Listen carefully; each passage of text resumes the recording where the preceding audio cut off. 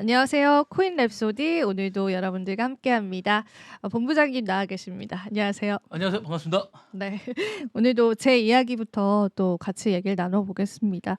사실 요즘에 암호화폐 시장이 좀 굉장히 심심하고 뭔가 큰 이슈는 없습니다. 늘 이제 부각받았던 이슈들이 또 재부각받는 경우가 많고, 그러니까 어쨌든 우리가 그 트럼프 행정부의 기조 자체를 이미 시장에서 흡수하고 가는 상황이라서 오히려 뭐 악재가 생기는 게 조금 더 이상할 정도로 그냥 계속 이제 호재성 뉴스가 나오지만 그 호재성 뉴스의 강도는 굉장히 이제는 많이 사그라든 상황이고요. 그리고 이제 지금 우리가 아시아 증시 개장하면서 하락을 했는데 그 원인을 좀 살펴보니까 뭐 일단 1차적으로 관세 또 속보가 나왔었고, 그리고 두 번째는 이제 유럽 중앙은행에서 비트코인 비축 자산에 관해서 굉장히 부정적인 그런 이야기를 내놨거든요. 이 인터뷰도 시장 하락의 요인이 됐었던 것 같고, 제가 후에도 보여드리겠지만 한국은행의 이 비축 자산에 관해서 굉장히 부정적인 그런 발언들 생각해 본 적 없다 이런 이야기도 같이 나오면서, 뭐 물론 이제 한국의 이슈가 글로벌 증시를 끌어내리기에는 좀 다소 무리가 있지만 그래도 그런 부분들이 반영이 된 것 같습니다. 지금 솔라나도 하락을 하고 이제 전반적으로 또 다 하락을 하죠. 그래서 요즘에 그 8만 3천, 뭐 8만 뭐 초반대 요 선에서 계속 횡보예요. 계속 횡보. 그래서 생각보다 강세가 그렇게 두드러지는 않고 있다. 그렇게 보고 있는데, 요즘에 제가 이제 그 기술적인 분석하는 이제 분석가분들의 이야기들을 많이 참고를 해 보니까 요즘엔 이렇게 생각을 하시더라고요. 그 시장에서의 패턴 자체가 바뀌어서 사실 예전 시장 대비해서도 완전히 이제 헷갈리는 시장이라고 하더라고요. 그래서 한 번 급격하게 시장이 상승이 나오고 나서 그 이후에 계속 조정입니다. 그러면은 이제 개인 투자자들 입장에서는 내가 이제 비트코인을 비롯한 알트코인에 좋은 단가로 매수할 수 있는 기회 자체를 시장이 주지 않고 그냥 계속 꿈모르게 상승을 하는 거죠. 그래서 이제 정말 상승장인가 보다라고 해서 뭐 우리가 그것을 매집을 했다라고 해도 다시 시장이 바로 하락해 버리는 그런 상황들이 연출이 되기 때문에 계속 시장의 난이도가 좀 있는 그런 이번 불장이지 않을까 싶고요. 오늘 이제 제가 준비한 내용들 하나하나 좀 이야기를 나눠보겠습니다. 솔라나 이야기부터 오늘 나눠볼 건데요. 솔라나에 관해서 이제 수급적으로 그 좋은 이야기가 있었어요. 바이낸스에서 솔라나 매집을 재개했고요. 보유량이 한 달 새 40% 증가했다는 소식이 전해졌습니다. 바이낸스가 지난해 8월 2,600만 개의 솔라나를 보유하면서 역대 최고치를 기록을 했거든요. 근데 이후에 점진적으로 좀 감소를 했었어요. 그래서 바이낸스가 보유하고 있는 솔라나 물량이 감소를 했다가 여기 보시는 바와 같이 다시금 이제 물량을 모으는 모습들, 매집한 모습들이 이제 분석이 되고 있고요. 통상적으로 바이낸스의 이런 움직임들은 가격 상승으로 예측이 된다고 합니다. 그래서 이런 패턴이 지속되면 솔라나는 고점을 또 형성할 가능성이 크다 이렇게 보고 있고요. 최근에 솔라나가 약세를 나타냈는데 그 약세 시즌과 바이낸스 물량 감소의 시즌이 굉장히 일치해요. 그래서 지난 10월부터 뭐 11월, 12월 뭐 이럴 때 바이낸스에서도 물량이 감소됐었는데 지금은 다시 그 물량이 재개되고 있다. 이런 소식들 보시면 되겠고, 그다음에 요거는 이제 아침 새벽에 들려온 내용이었어요. 트럼프 측근이 뭐 gonna be a big week이라고 해서 뭐 거대한 한 주가 될 것이다 이렇게 예상을 했다고 해요. 그래서 도널드 트럼프 대선 캠프에 이제 암호화폐 고문 역할을 맡았었던 비트코인 매거진 CEO가 있는데, 이 비트코인 매거진도 트위터 X에서 우리가 굉장히 다양한 뉴스를 빠르게 볼 수 있는 계정이거든요. 그래서 요거 계정을 여러분들이 트위터 그 있으신 분들은 요 계정 한번 입력해서 친구 추가하시면은 그 많은 소식들이 되게 빨리 와요. 그래서 대부분 국내에 있는 크립토 뉴스는요, 이 트위터 글을 그냥 번역해서 올린 글들이 대다수예요. 그래서 내가 정말 빠르게 암호화폐 뉴스 보고 싶다 이러면은 오히려 크립토 업계분들이 SNS X를 되게 많이 하세요. 그래서 요 X에 이제 유의미한 계정들을 여러분들이 팔로우하시는 것도 좋은 방법입니다. 근데 이분이 이제 거대한 한 주가 될 것 같다. 그래서 이제 시장 참여자들 뭔가 있나 이렇게 생각을 하게 된 거죠. 그런 이야기를 또 했습니다. 이번에 만약에 비트코인 강세가 나타나면은 톱10 안에 드는 한 주가 될 것이다. 이렇게 얘기하면서 가파른 시장의 강세를 뭐 예측하는 암시하는 그런 이야기를 했습니다. 그래서 트럼프 쪽으로 무슨 소식이 나오려나 이런 이야기가 또 시장에 제기되고 있다고 보시면 되고요. 그리고 이제 그가 그러면은 그동안 어떤 이야기를 했었냐. 첫 200개 행정명령에 가상자산 관련한 내용이 포함됐다라고 알린 바가 있었습니다. 그러니까 요거는 그러니까 트럼프 소식통을 이분이 잘 알고 있는 건지 아니면 트럼프 대통령이 정말 친해서 이 언지를 미리 들은 건지 모르겠는데 뭐 정책과 관련한 그런 크립토 소식을 되게 먼저 선점을 했던 분이에요. 그래서 이번 주가 왜 빅 위기 될 것이다라고 예상을 했을까? 이제 그런 이제 물음표가 시장에 담겨져 있다고 보시면 됩니다. 자, 그리고 요것도 한번 보시면 좋겠어요. 간밤에 이제 암호화폐 시장 이제 도널드 트럼프 대통령의 주변인 혹은 내부자로 추정됐던 주소가 있는데요. 이 주소가 포지션을 정리하고 수익 실현에 들어간 것으로 보인다고 이야기를 했습니다. 이 내부자 추정 주소가 이렇게 있어요. 어드레스 여기 보시면 주소 있죠. 이 주소에 따르면은 TWAP 전략을 사용해서 비트코인 숏 포지션을 정리 중이다라고 합니다.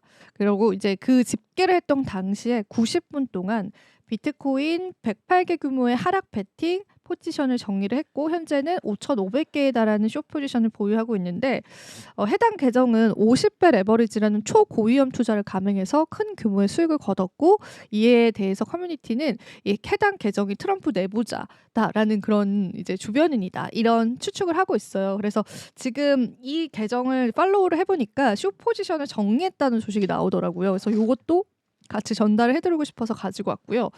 참고로 이제 암호화폐 이제 블록체인 같은 경우에는 지갑을 추정할 수가 있잖아요. 그래서 이제 많은 분들이 지갑을 추정을 해서 뭐 특정 고래를 그러니까 고래 투자자를 특정화시키거나 혹은 어떤 이제 이거는 기관 혹은 어떤 인물의 이제 지갑일 것이다라고 특정을 많이 해요. 되게 추측이긴 하거든요. 근데 이제 얼마 전에 이거와는 별개로 이제 버핏의 버크셔에서의 지갑이 암호화폐를 매집하는 것들도 그 분석가가 이렇게 내놓았어요. 그래서 이게 버핏의 주소로 추정이 된다. 이래서 이제 버핏 주소를 올려줬는데 그 안에 알트코인들이 좀 포진이 되어 있었어요. 그래가지고 이것도 지금 엄청나게 시장에 관심을 끌고 있는데 중요한 거는 팩트 체크는 아니고 추정이다라는 거예요. 그래서 이 추정된 주소에 따르면은 뭐 이런 이슈들은 좀 시장에 있다. 여러분들 그렇게 해석을 해보시면 좋을 것 같습니다. 자, 그리고 한국은행 이야기도 들려드릴게요. 비트코인을 외환 보유에게 편입시킨 거는 검토한 바가 없다. 그러니까 사실 이게 설이 돌긴 했었거든요. 지금 그 비트코인 ETF 지금 속도를 좀 내고 있어요. 오늘 그 소식 가지고 올까 하다가 제가 이제 오늘 가지고 온 소식이 많아서 추가시키진 않았는데 지금 ETF 도입한다라고 해서 고 이제 법이 발의가 되고 이제 그 절차들을 지금 겪고 있는 상황인데 한국은행에서 이제 비트코인 외환 보유액 편입에 관한 그 썰이 있었는데 이제 요거는 선을 확실히 그었습니다. 그래서 이제 미국 정부가 비트코인 전략 자산으로 비축한 데 이어서 국내 정치권에서도 관련 논의가 이루어지기는 했었는데 뭐 정작 그 하느니 난색을 보이면서 이거는 우리가 고려해야 될 사항도 아닌 것 같다. 이런 입장을 표명한 겁니다. 물론 이게 법이 발의될 수는 있어요. 왜 우리도 주 차원의 비축 자산은 많이 발의가 됐잖아요. 근데 발의됐다고 해서 그게 이제 통과가 되는 건 아니거든요. 이제 찬반 투표도 해야 되고. 그래서 요거는 하느니 지금 입장이다. 그렇게 여러분들 보시면 되겠고. 그리고 요거는 또 오늘 시장을 좀 뜨겁게 달궜던 이슈였었죠. 그 SEC 웹사이트에 XRP에 관한 전략자산 채택 제안서가 공개가 됐어요. 제가 요 제안서가 어떻게 진짜 공개가 됐나라고 해서 이제 구글링을 해서 어떤 제안서인지를 좀 찾아봤거든요. 요렇게 이제 제안서가 나왔습니다. 그래서 요 XRP를 전략 비축 자산에 포함시키겠다라는 그 제안서 내용이라고 보시면 되고요. 내용 자세히 보시면요. SEC 웹사이트에 XRP를 미국의 전략적 금융자산으로 채택하자라는 내용의 제안서가 게시가 되면서 이 주목을 받았는데 제안서는 노스트로 계좌 유동성 대체, 연반정부 지불 시스템 활용 등 XRP 기반의 금융 인프라 도입을 촉구했지만 사실 이게 SEC의 공식적인 입장이 아니라 개인적인 제출 문서인 걸로 알려져 있습니다. 그래서 요거를 이제 웹페이지에서 크립토 투자자들이 확인을 하고 이제 XRP가 조금 시장에 좀 상승이 나와주기도 했었거든요. 근데 이제 요거를 이제 자세히 들여다보면은 그러니까 한 개인이 제출한 문건이라서 공식적인 입장이 아닌 것으로 판명이 냈습니다. 그래서 이 문서의 제목을 보시면 XRP를 미국 전략 금융자산으로 채택하기 위한 종합재산조라는 제목의 5페이지 분량의 문서다라고 해요. 그래서 요거를 SEC 웹사이트에 게재가 됐고 이 분은 맥시밀리언 스타 우딩거라는 개인의 이름입니다. 이제 그분이 새롭게 출범한 SEC 암호화폐 태스크포스에 제출한 것으로 알려져 있습니다. 그래서 이제 제안서 내용을 보시면은 요거는 이제 제가 일부분을 발췌를 해온 거고, 그럼 이분이 어떻게 제안서를 냈느냐 그 내용을 보시면은 이제 공식적인 결제 자산으로 통합할 경우 1조 5천억 달러 규모의 노스트로 계좌 유동성을 확보할 수 있다고 조장을 했습니다. 이 노스트로 계좌라는 거는 해외 은행 간의 외화 결제를 위해서 유지되는 예치금인데요. 이 제안서는 이 중에 30%를 XRP로 대체할 수 있다고 추정을 했습니다. 그리고 또 연방정부의 사회보장 지급 등의 국가 단위의 지불 시스템의 XRP를 활용할 경우 이 비용 절감 효과를 언급했어요. 사실 XRP 자체가 리플페이라고 해서 이 국제 송금을 굉장히 용이하게 하기 위해서 탄생된 어떤 회사였잖아요. 그래서 그런 이제 XRP의 그런 시스템들을 이제 국가적인 결제 차원에서 도입을 하자, 이런 이야기가 좀 나왔는데 현실화 가능성 있긴 하다, 이런 인식도 사실은 있거든요. 그래서 XRP가 지금 뭐 잘 쓰이고 있기도 하고 결제하는 데 있어서, 그리고 마침 스테이블 코인을 XRP가 또 출시하기도 했었고, 그래서 여러 가지로 봤었을 때 뭐 이게 제안서이긴 하지만은 아예 현실화 가능성이 없지는 않다, 이런 이야기가 또 시장에 나왔다고 보시면 되겠습니다. 자, 그리고 요거는 에이다가 1억 개의 매도 폭탄을 보였고 에이다가 장중에 7% 하락했다는 소식입니다. 에이다를 대량으로 매도한 것으로 확인이 되고 있고요.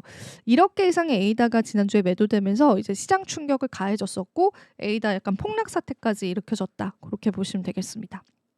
마지막 소식 될 텐데요. 요거 좀 내용이 길어가지고요. 오늘 마지막 소식으로 가져왔고요. 그 스테이블 코인에 관해서 또 한 번 입장을 확실히 했습니다. 트럼프 행정부가. 이거 서밋 때 사진이에요. 여러분들도 다 서밋 실시간으로 많이 보셨죠. 그래서 크립토 서밋 때 사진인데, 이제 백악관이 정상회담에서 전략 비축 계획이 아닌 스테이블 코인 관련한 법안을 계속 내세우고 있잖아요. 그러니까 미국의 최우선 과제입니다. 지금 암호화폐 규제 영역에서는.